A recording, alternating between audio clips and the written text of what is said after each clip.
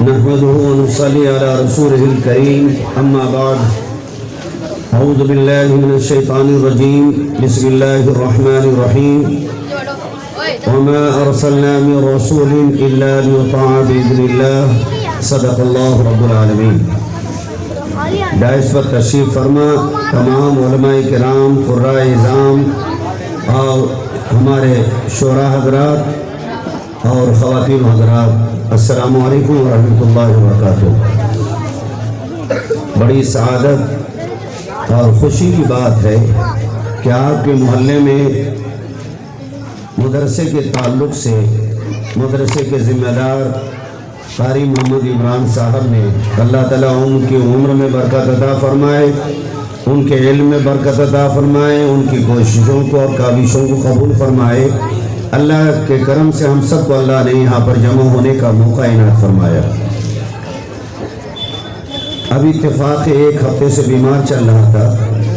پرسوں تو میری آواز ہی نہیں نکل رہی تھی معظم نگر میں، لیکن آج شاید عمران صاحب نے زیادہ لمبی دعا کی ہے کہ ہماری آواز کھل گئی. دوپہر سے ہمارے یہاں جو سراج سینٹر چلتا ہے، لڑکیوں کے سرٹیفکیٹ کا تقسیم کرنے کا پروگرام تھا.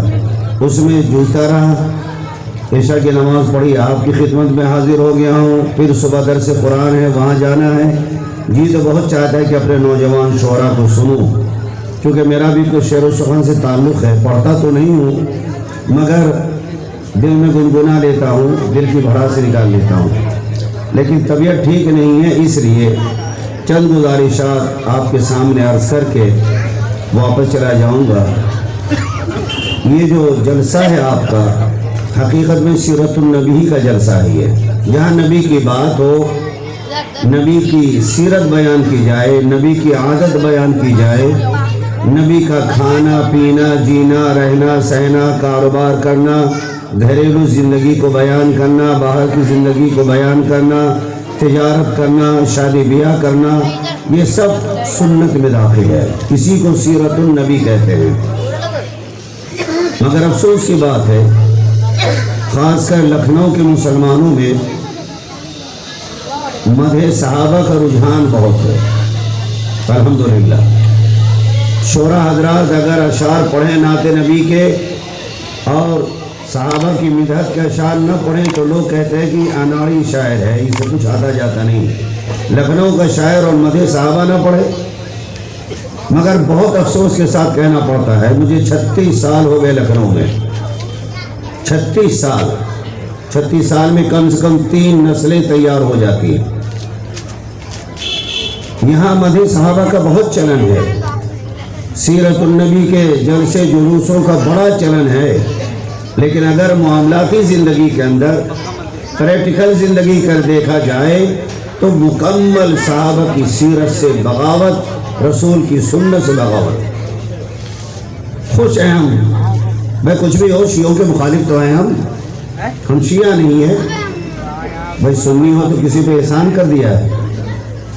سنی کا مطلب جو رسول کی شریعت پر چلے، ما انا علیہ و اصحابی، جس پر میں ہوں اور میرے صحابہ ہیں، حضور نے فرمایا تھا، وہ سنی مسلمان ہوتا. سنی والا یہ نہیں کہ اس کان سے سنو اس کان سے نکال دو، وہ سنی مسلمان نہیں. ما انا علیہ و اصحابی، حضور نے فرمایا کہ جس شریعت پر، جس چلن پر، جس طریقے پر میں ہوں اور میرے صحابہ ہیں، وہی سنت ہے، اسی کو اپناؤ. ابھی عبدالوحید صاحب فاروقی جو آج کے صدر جلسہ تھے، ان کے بیٹے کا ولیمہ یا کوئی اور تقریب تھی، اس میں انہوں نے لفافہ نہیں لیا. لکھنؤ میں یہ بدعت، یہ جہالت عام طور پہ آ گئی ہے کہ جو لوگ دعوت بانٹتے ہیں، کارڈ بانٹتے ہیں، ایک تو انتہائی وعدہ خلافی، جھوٹ وعدہ کرتے ہیں اور لکھتے ہیں بارات نکلے گی 9 بجے، نکاح ہوگا 10 بجے، کھانا 10:30 بجے، 11 بجے رخصتی، اور لڑکے والے بارات لے کے پہنچتے ہیں 12 بجے. ہم مولویوں کے 12 بجا دیتے ہیں اور رات کے تو 12 بجتے ہی بجتے ہیں. یہ سراسر وعدہ خلافی ہے.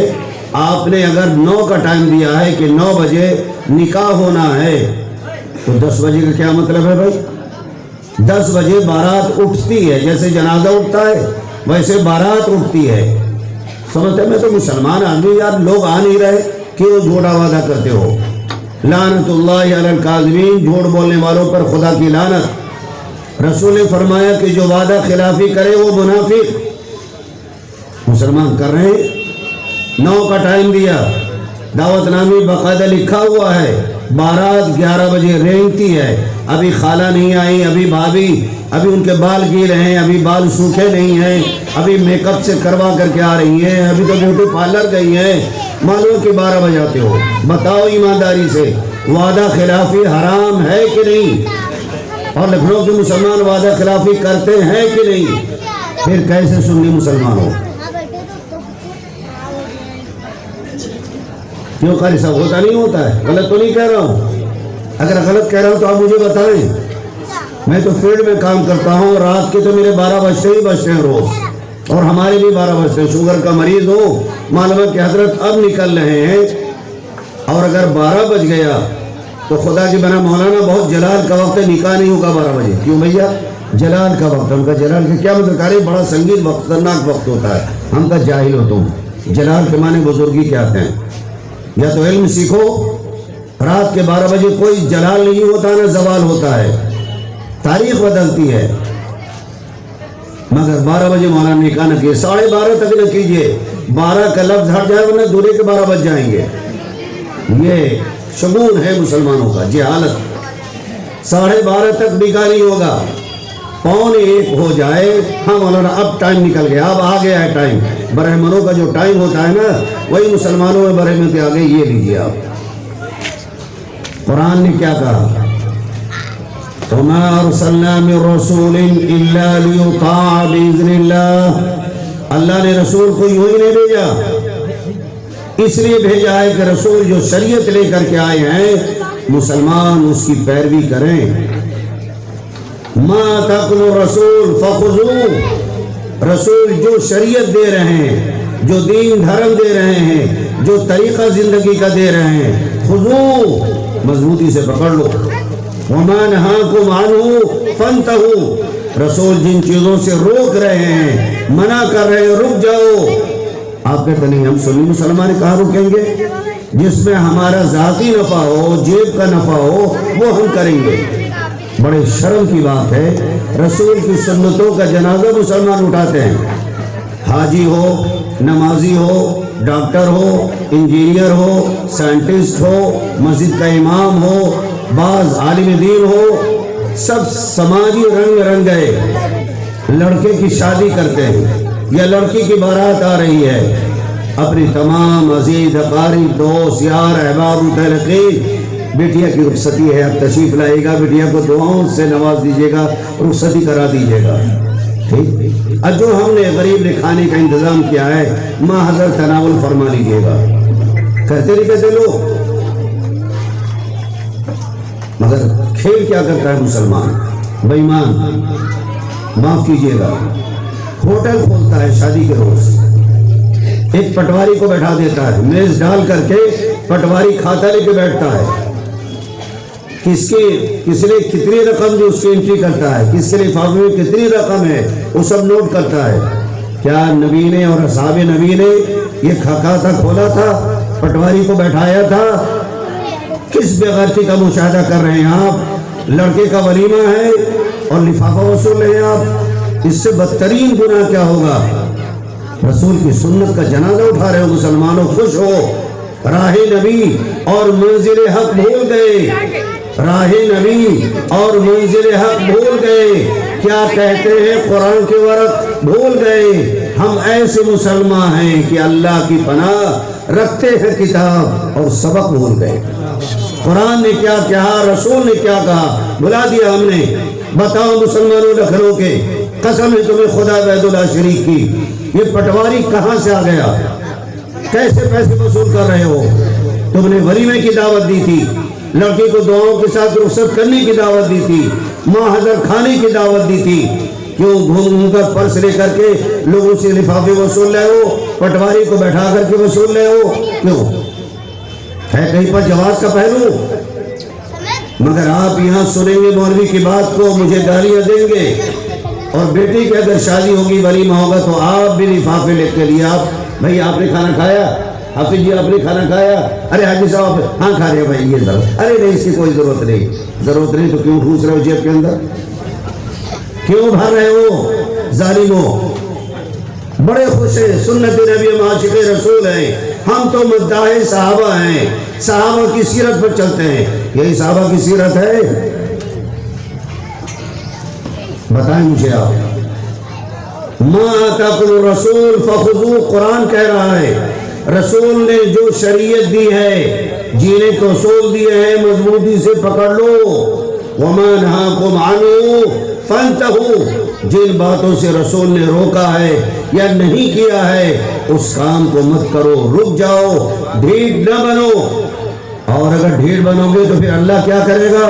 قرآن سنیں، ومن اعرض عن ذکری، غور سے سنیں مسلمانوں، جو مسلمان مرد یا عورتیں اللہ کی شریعت سے اعراض کریں گے، اللہ کے حکموں کے خلاف کریں گے، من اعرض عن ذکری، من اعرض عن القرآن، جو مسلمان قرآن کے خلاف کام کرے گا، اللہ کے حکم کے خلاف کرے گا، فإن له معیشة ضنکا، ہم اس کا جینا حرام کر دیں گے، جینا دو بھر کر دیں گے۔ شادیوں میں اپنی بیٹیوں کی اور بیٹوں کی رسول کی سنتوں کا جنازہ اٹھاتے رہو، مگر وہی بہو آئے گی جو تمہیں لات مارے گی، وہی بہو کہے گی اپنے شوہر سے اس بڈھے بڈھی کو الگ کرو، چلو ہم نے اپنی دنیا الگ بسا لیتے ہیں، اس بڈھوں کو ہم برداشت نہیں کریں گے، ہم ان کی سیوا نہیں کریں گے، صبح کو چائے نہیں دیں گے، گھر میں جھاڑو برتن نہیں کریں گے، نوکرانی رکھو۔ تمہاری ماں مجھے یہ کہتی ہے، تمہارے باپ یہ کہتے ہیں میں رانی بن کر کے آئی ہوں، نوکرانی بن کر کے نہیں آئی ہوں، میں نہیں کروں گی۔ یہ اللہ کا عذاب ہے۔ فَإِنَّ لَهُ مَعِيشَةً ضَنْكَا، ہم تمہاری زندگی تنگ کر دیں گے، جینا دوبھر کر دیں گے، جینا حرام کر دیں گے دنیا کے اندر۔ چلیے دنیا میں اپنی سزا دے دی اللہ نے، ٹھیک چلی جھیل لیا، نہیں ابھی بڑی ٹھکائی باقی ہے۔ نحشرہ یوم القیامت اعمی، قیامت کے روز ہم تم ظالموں کو اندھا بنا کے اٹھائیں گے۔ قرآن کہہ رہا ہے، یہ سب علماء کرام بیٹھے ہوئے ہیں، حفاظ کرام قراء کرام بیٹھے ہیں۔ نحشرہ یوم القیامت اعمی، قیامت کے روز اندھا بنا کے اٹھائیں گے۔ قال ربی لما حشرتنی اعمی، لوگ کہیں گے اللہ میں یہ کیا کر دیا آپ نے؟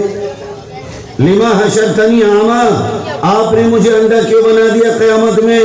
قد کنت بصیرا، میں تو دنیا میں آنکھوں والا تھا، اگر آنکھیں کمزور تھیں تو چشمہ گھر سے چشمہ لے کر کے آتا تھا، دور تک نگاہ کام کرتی تھی۔ لما حشرتنی اعمی، آپ نے مجھے اندھا کیوں بنا دیا؟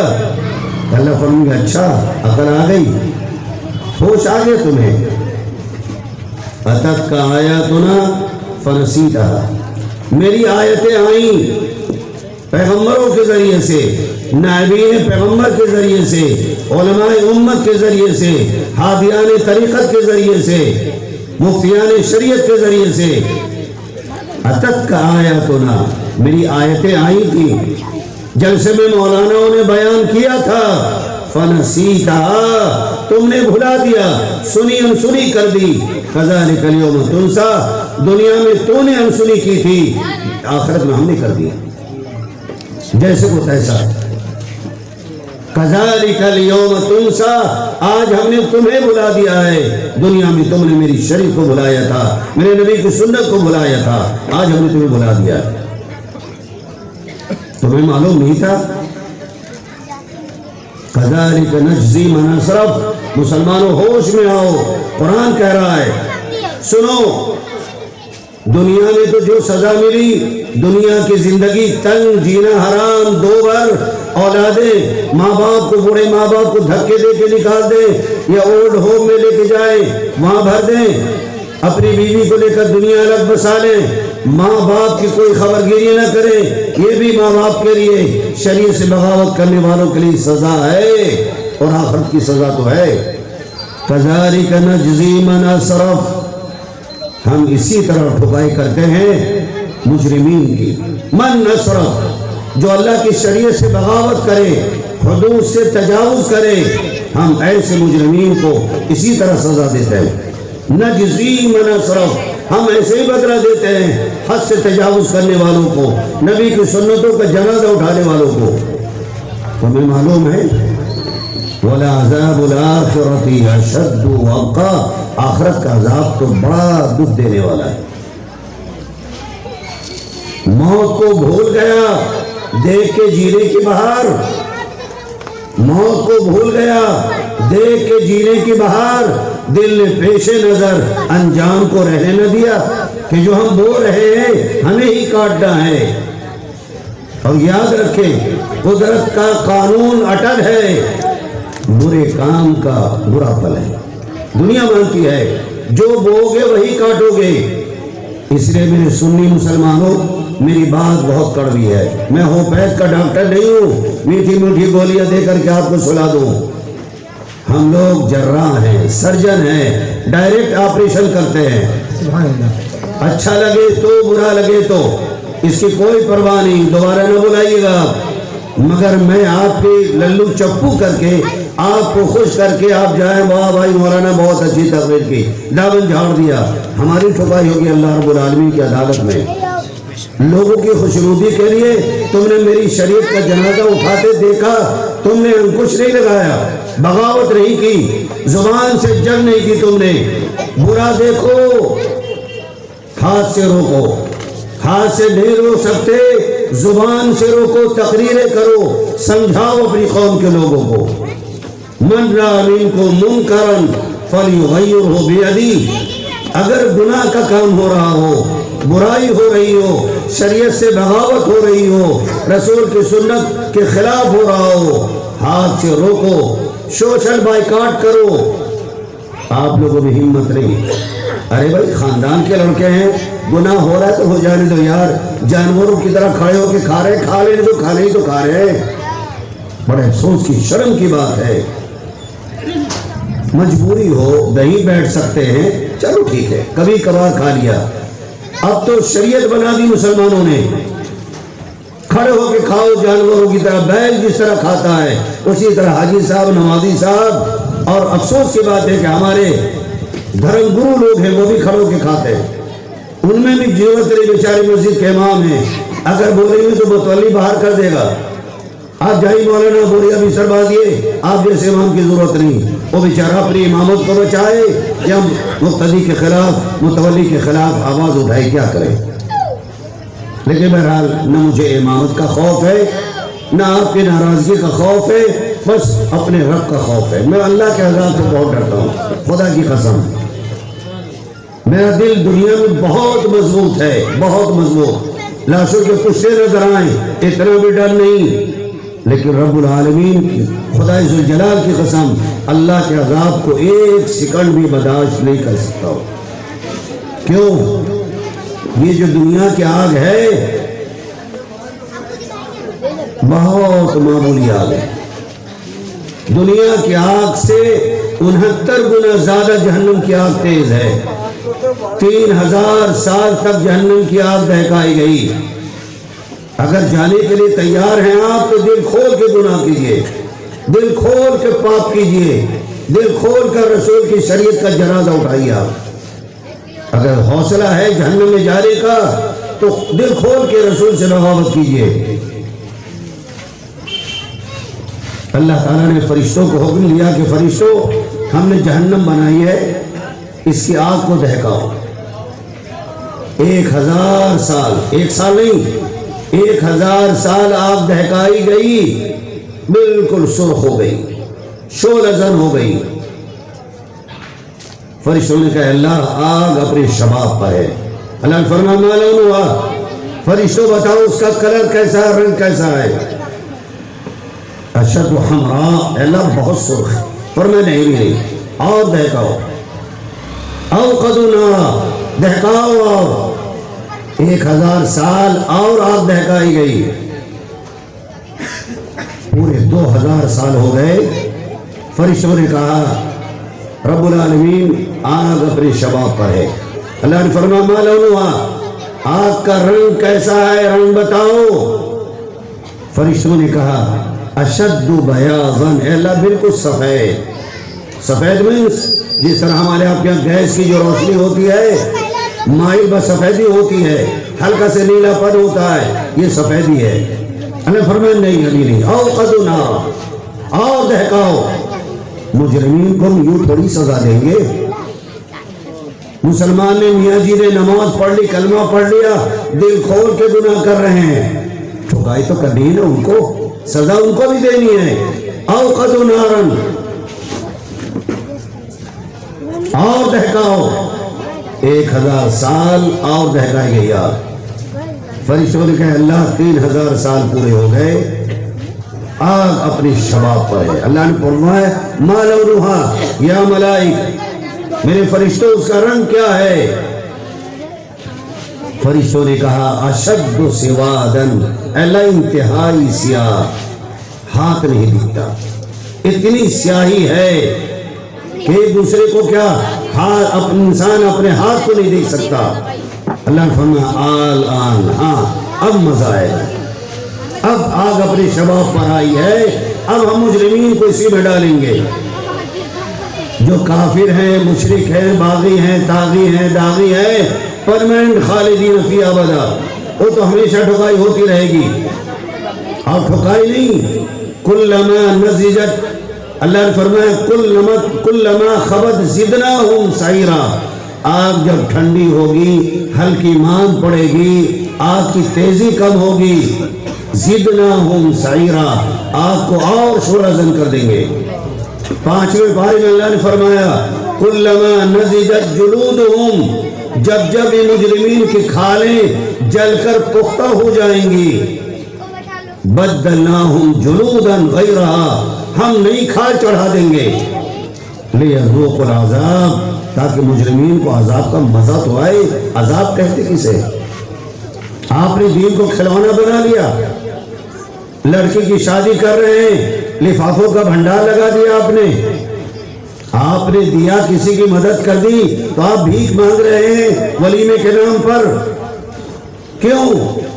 اگر اوقات نہیں ہے تو مت کرو ولیمہ، فرض واجب نہیں. 10 آدمی کو کھلاؤ، تحری کھلا دو، کھچڑی کھلا دو.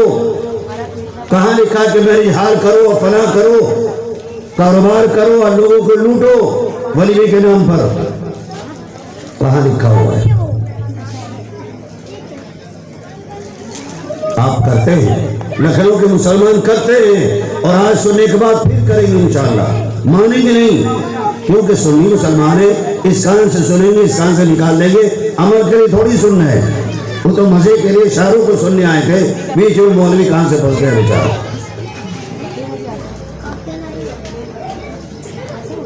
وعن ابن عباس رضی اللہ تعالیٰ عنہ قال قال رسول اللہ صلی اللہ علیہ وسلم.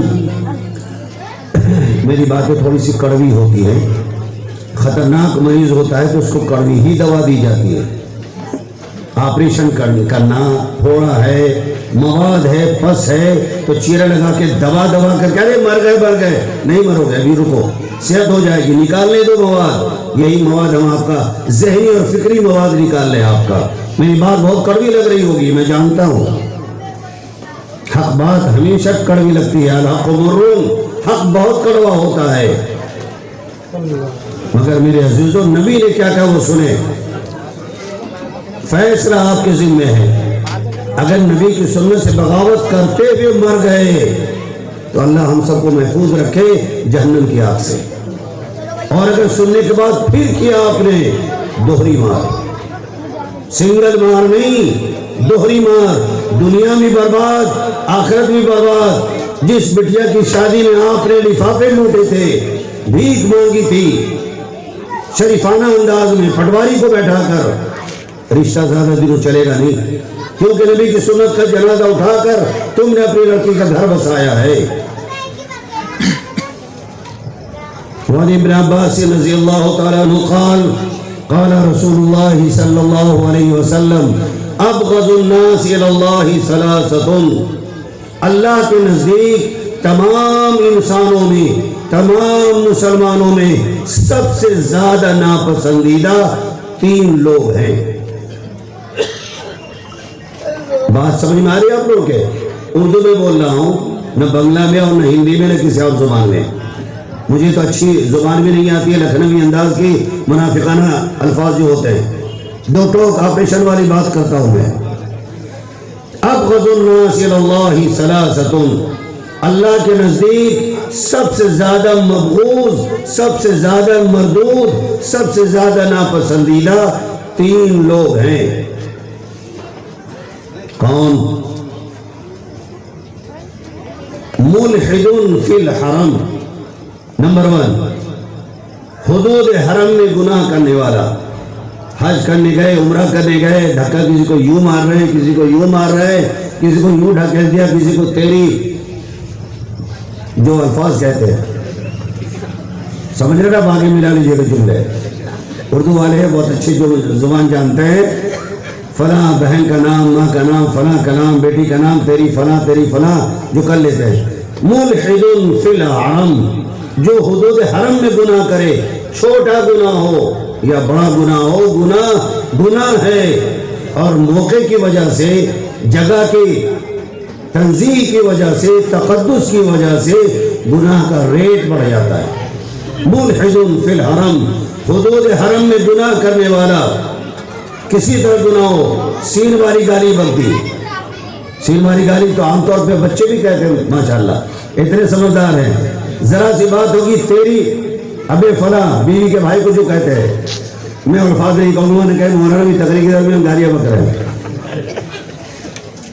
ملحد فی الحرم، حدود حرم میں گناہ کرنے والا سب سے زیادہ ناپسندیدہ ہے۔ اللہ کے اس مقدس گھر کو بھی اس نے ناپاک کر دیا ہے گناہ کے ذریعے سے، اس کے تقدس کو پامال کر دیا۔ نمبر 2، مبتغی فی الاسلام سنت الجاہلیہ، اسلام لانے کے بعد، اسلام کو ماننے کے بعد، زمانے جاہلیت کے طور طریقوں کو، رسم و رواج کو فروغ دینے والا۔ برہمنوں میں جب لڑکی کی شادی ہوتی ہے تو پوری وصولی ہوتی ہے۔